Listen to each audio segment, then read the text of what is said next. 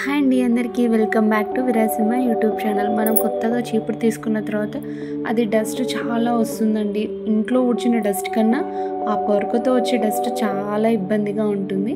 ఇలా నేను చెప్పిన ఈ టిప్ ఫాలో అవ్వండి, చాలా ఈజీగా అయిపోతుంది.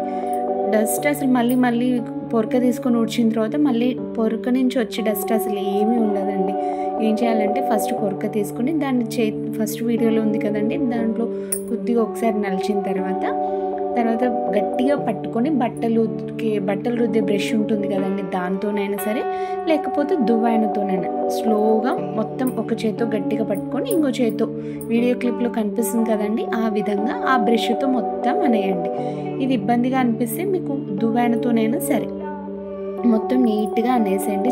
ఒక చేత్తో గట్టిగా పట్టుకొని స్లోగా అనండి. మరీ ఎక్కువ గట్టిగా అంటే మాత్రం పోతుందండి, అవి ఉన్నాయి కదా పొరకవి, అవన్నీ మొత్తం ఊడొచ్చేస్తాయి. అందుకు ఒక చేత్తో గట్టిగా పట్టుకొని ఇంకో చేత్తో అనండి. చూసారండి ఎంత నీట్గా వచ్చేస్తుందో, ఇలా అన్నమాట.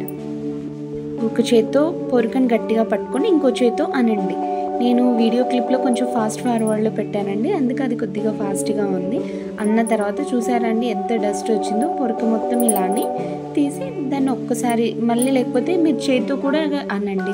రెండు చేతుల మధ్యన పెట్టుకొని దాన్ని ఇట్లా రబ్ చేసినట్టు చేయండి, ఈజీగా మొత్తం వచ్చేస్తుంది. మళ్ళీ మనం ఊడ్చిన తర్వాత నీట్గా ఉంటుంది. నేనైతే అసలు ఇలాంటి పొరకను సెలెక్ట్ చేసుకున్నానండి, చాలా బాగుంటుంది. చూడటానికి వెనకాల పుల్లలా ఉంటుంది కానీ ఊడిస్తే మాత్రం అసలు ఏమీ బరువు అనిపించదు. చేతికి హాయిగా ఇండ్లంతా ఊడ్చేయచ్చు అనమాట.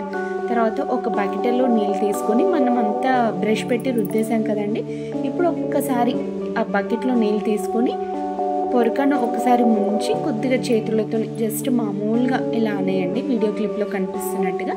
అన్న తర్వాత ముంచి తీసేయండి. ఒక 2 times ఇట్లా కిందికి ముంచి పైనకి తీసి తర్వాత దాన్ని ఎండబెట్టండి. ఏంటంటే రేపు ఊడుస్తామనగా నైట్ 1 day బిఫోరే మనం ఈ పని చేసి మళ్ళీ మరుసటి రోజు నీట్గా ఆరిపోతుంది. తడి ఏమీ ఉండదండి.